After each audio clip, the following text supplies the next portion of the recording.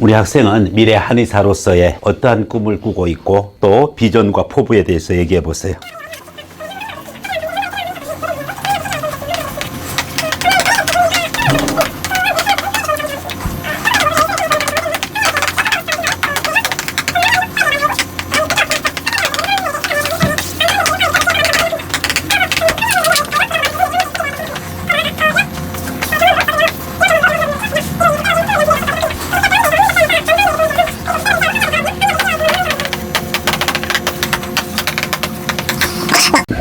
저는 한의사로서의 꿈을 실천하기 위해서 한의사로서의 역할과 한의학자로서 두 가지 역할을 수행하고자 합니다. 어릴 때 한약 처방의 경험 그리고 또 직접적으로 효과를 경험해 봤기 때문에 무엇보다도 한의학의 효험에 대해서는 제가 직접 확인할 수 있었던 부분이기 때문에 이와 같은 탁월한 한의학을 한의사로서의 기본적인 업무를 통해서 환자를 치료하는 것은 물론이고 저는 한의학자로서 한의학이 갖는 지금까지의 양의학계에서의 받는 비판을 넘어서 한의학을 보다 더 대중화시키고 저희의 글로벌 의사소통 능력으로 세계화시켜서 이곳 동국대 한의를 통해서 저는 한의학이 전 세계로 뻗어나는 그와 같은 의학이 되도록 노력할 것입니다. 좋아요. 질문합니다. 지금서부터가 중요.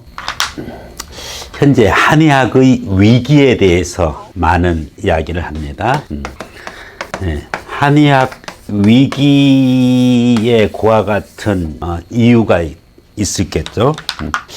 예전만큼 입학생들의 성적에서부터 양의학에 대비해서 뒤처지는 게 아니냐는 많은 우려가 있습니다.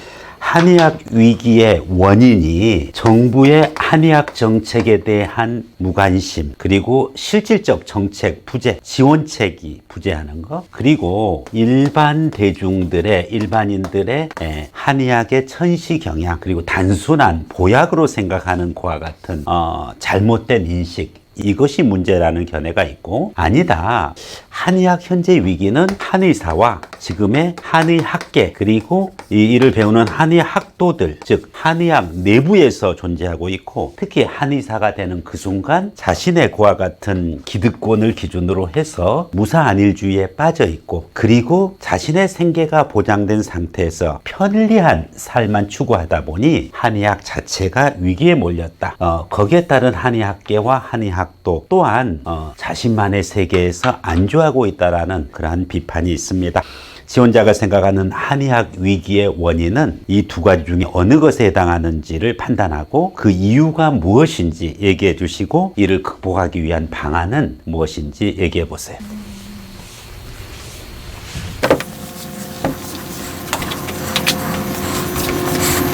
일단 선택해야죠. 네, 저는 한의학 위기의 원인은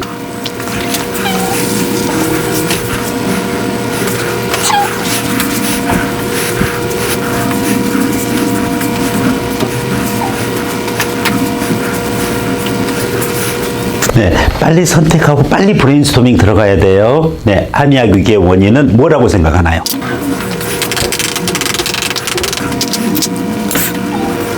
네, 지원자 얘기해 주세요. 네.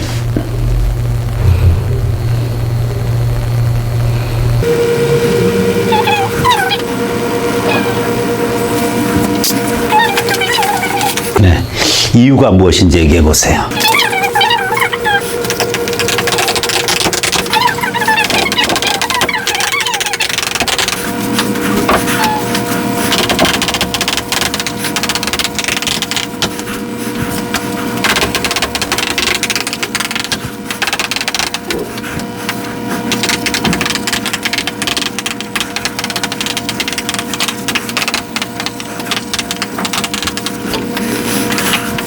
많이 있죠, 사실은. 네. 그 다음에 나중에 이제 대책까지 연결시켜야 돼. 대책을 어떻게 극복하겠느냐. 네.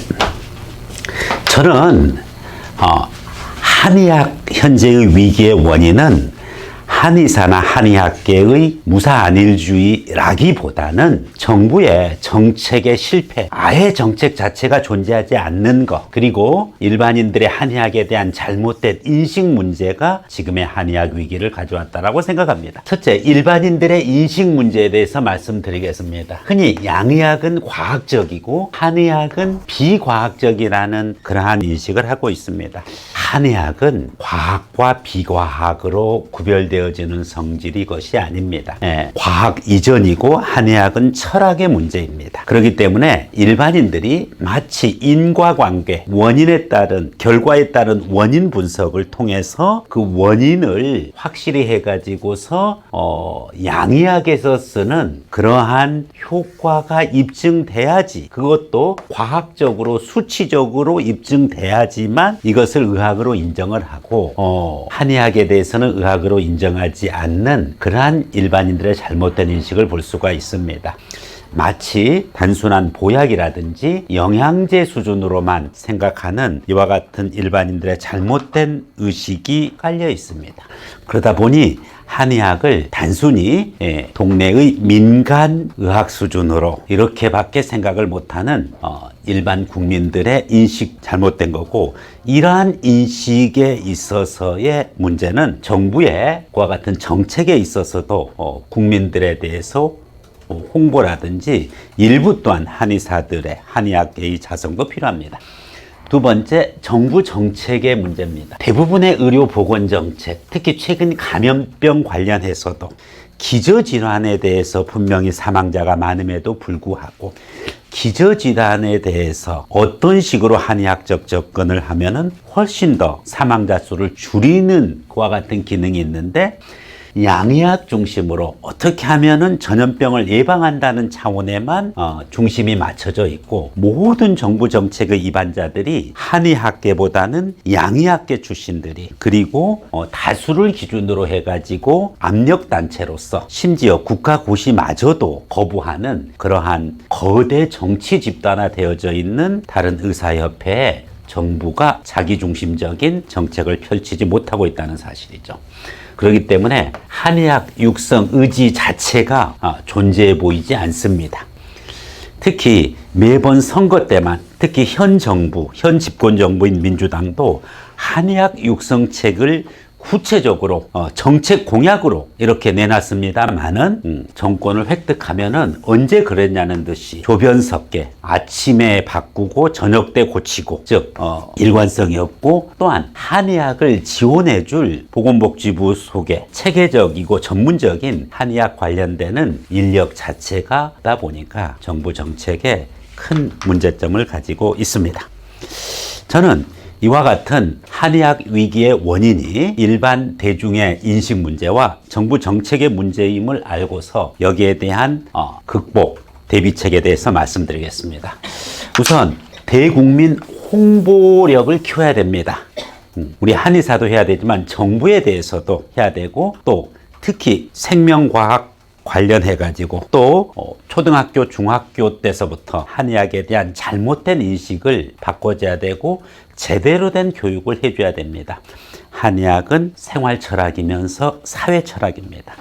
저 구석에 심어 있는 고전 속의 그와 같은 철학이 아닙니다. 즉 우리 삶에 또 인간과 우주를 바라보는 근본적인 시각입니다. 그렇기 때문에 이것을 과학적 시각에서만 판단하고 의학은 과학이어야만 된다는 그러한 인식 자체를 바꿔야 됩니다. 의학은 우리의 몸 전체에 관련되는 바로 우주이고 철학이라는 그와 같은 인식으로 한의학이 의학의 중심이고, 양의학은 외래에서 이렇게 수입해온 그와 같은 의학이라는 사실을 확인시켜 줘야 될 것입니다.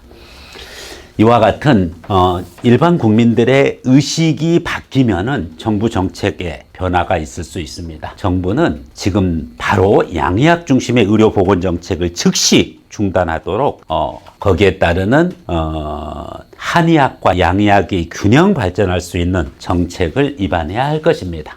특히 저는 한의학 전문가로서 한의학의 세계화와 한의학에 대한 대국민 홍보를 할 수 있고 그와 같은 전문적인 인력으로 성장할 것입니다. 이를 통해 저는 단순한 한의사로서의 기능이 아니라 한의학 정책 전문가, 또 한의학을 세계화해서 양의학에 뒤지지 않는, 또는 양의학을 능가하는 그와 같은 한의학 융성의 시기를 가져옴으로써 지금의 한의학 위기를 단순히 극복하는 것이 아니라 한의학이 제대로 된 의학이라는 것을 전 세계 만방에 그 위용을 떨칠 수 있는 그러한 한의학이 되도록 제가 앞장서서 노력할 것입니다. 이렇게 하는데 안 뽑아줄 거예요?